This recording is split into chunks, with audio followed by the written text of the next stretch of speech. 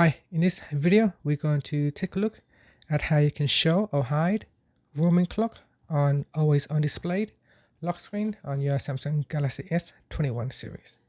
First, tap on the home key to go back to your home screen, and then swipe down at the top. Next, tap on the settings icon.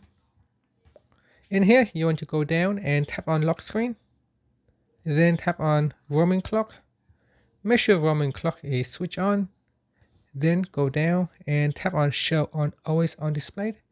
So tap that on that switch to turn it on or off. And that's it. Finally, you can tap on the home key to go back to your home screen.